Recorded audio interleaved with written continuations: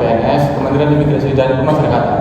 Hari ini kita akan melakukan podcast terkait bagaimana sih penerapan nilai-nilai berhalal dalam kehidupan sehari-hari ASN, terkhususnya bagi para CPNS yang sedang melakukan pelatihan sebelum diangkat menjadi PNS. Nah, sebelumnya kita sudah bersama dengan saya sebagai narasumber. Mungkin bisa dipersilakan dulu untuk mengenalkan diri, Mas. Baik, terima kasih sudah mengundang saya dan teman-teman di podcast Mas Adit ya. Ini Mas, kita izin memperkenalkan diri dulu ya. Yang pertama nama saya Muhammad Rizaldi. Saya sebagai CPNS di Lapas Kelas 2 Pasir Putih Nusa Kambangan. Mohon teman-teman memperkenalkan diri. Memperkenalkan diri, nama saya Muhammad Sugianto. Saya berdinas di Lapas Pasir Putih Nusa Kambangan. Oke, perkenalkan nama saya Uci Saputra. Saya berdinas di Lapas Kelas 2 Pasir Putih Nusa Kambangan. Baik, perkenalkan nama saya Gandol Di Maulana. Saya juga sama dinas di Lapas Pasir Putih. Karena kita semua sama nih. Oh, sama.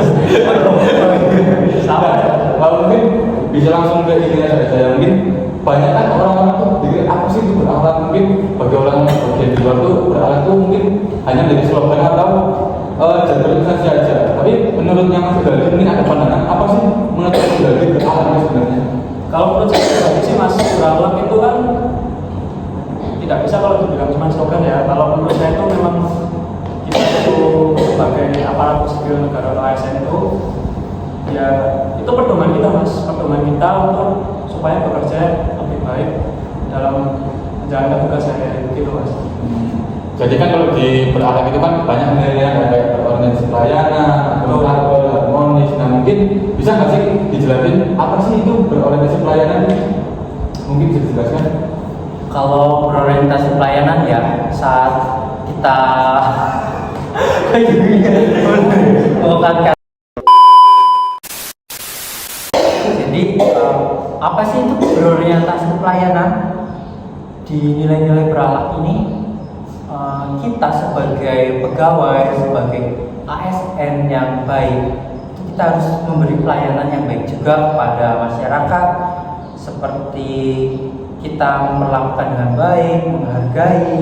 Kita juga harus memberikan pelayanan yang ramah dan sopan agar masyarakat atau klien kita itu merasa nyaman.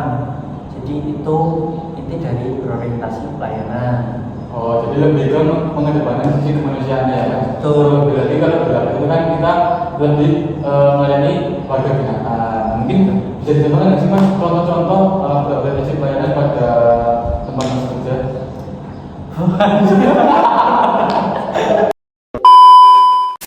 Bisa dicontohkan apa sih contoh-contoh penerapan berorientasi pelayanan di Lapas Pasir Putih Nusa Kambangan ini Mas? Untuk contoh-contohnya itu seperti kita memberikan pelayanan pembinaan pada warga binaan, dan juga saat warga binaan membutuhkan kita, entah mereka meminta obat, mengeluhkan sakit, kita juga harus tanggap, kita harus cepat dalam memberikan pelayanan seperti itu Mas. Oh, jadi seperti itu ya berorientasi pelayanan. Jadi untuk poin selanjutnya ini ada akuntabel. Jadi kan kalau kita berbicara tentang akuntabel ini banyak orang mengaitkannya itu dengan tanggung jawab. Nah, jadi bagaimana sih Mas Oci mungkin ya menerapkan nilai ini itu sebagai PNS Mas?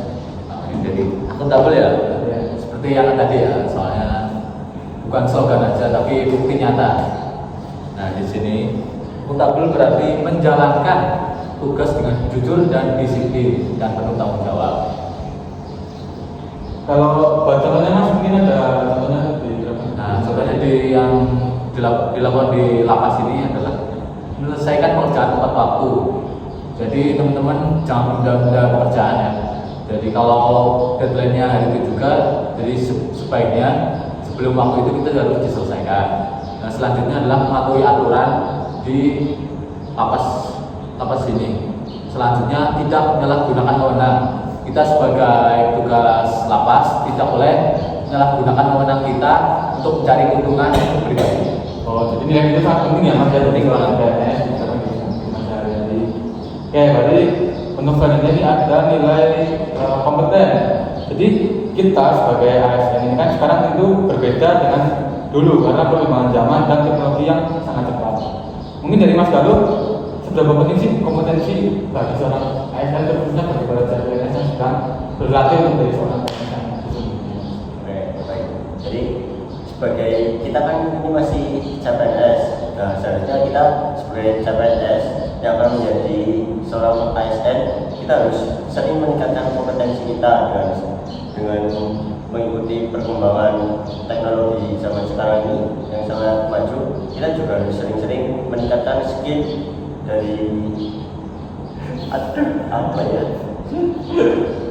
A few moments later. Jadi untuk mengikuti perkembangan teknologi di era zaman sekarang itu kita juga harus meningkatkan skill kita agar tidak tertinggal gitu.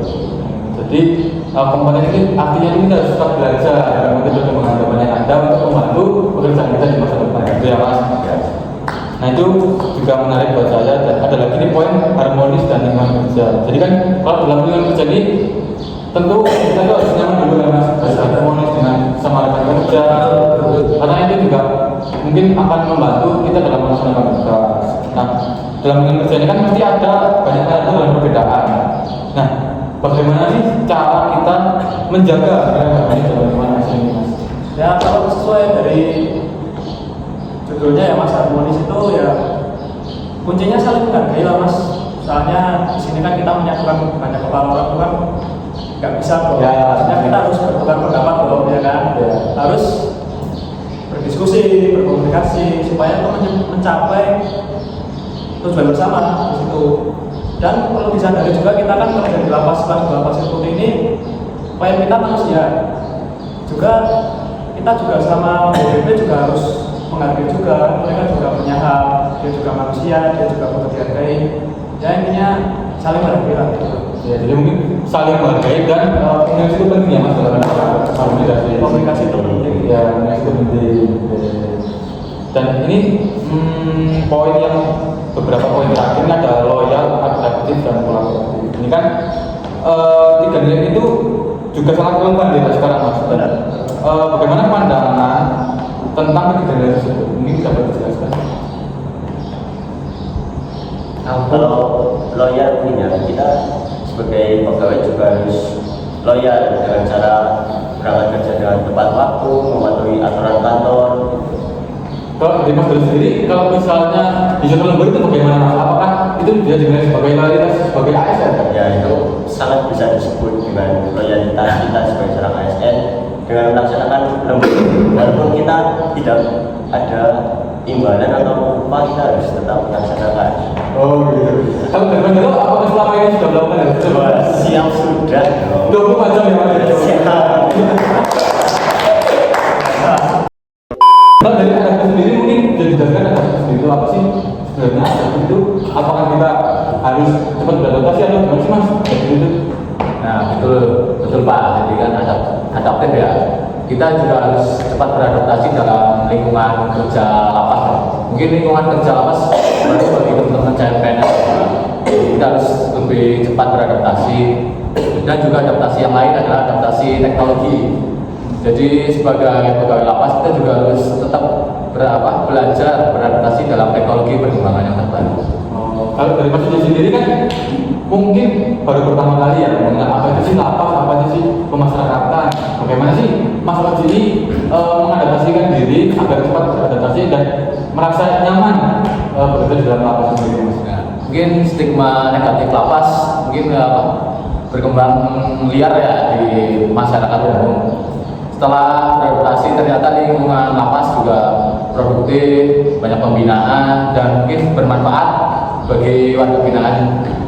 Oh, jadi mungkin stigma masyarakat itu penjara itu pasti prosesnya negatif ya. Padahal sebenarnya kan dalam sekarang ini kan penjara itu sudah dipakai dan lebih ke sektor pembinaan, bukan ke penjara itu sendiri ya Mas. Soalnya itu untuk menambahkan ya Mas, itu di lapas itu kita membina warga binaan supaya mereka itu dapat diterima kembali di masyarakat. Gitu, Mas. Proses pemasaran itu sebenarnya itu sendiri ya Mas. Ya. Masyarakat sendiri. Ya, kalau nilai kolaboratif Mas, ini kan kita sebagai petugas lapas ini pasti butuh bersinergi dengan instansi lain Mas. Nah, mungkin dapat dijelaskan nanti kolaborasi, mungkin dapat kolaborasi dengan TNI atau Polri atau dengan pihak lain, ini dapat dijelaskan Mas. Kalau dari kolaboratif sendiri ya, kita itu sebagai pegawai dituntut untuk bisa bekerja sama antar pegawai ataupun antar instansi, karena bagi kita itu jangan menjadi Superman tapi menjadi super team.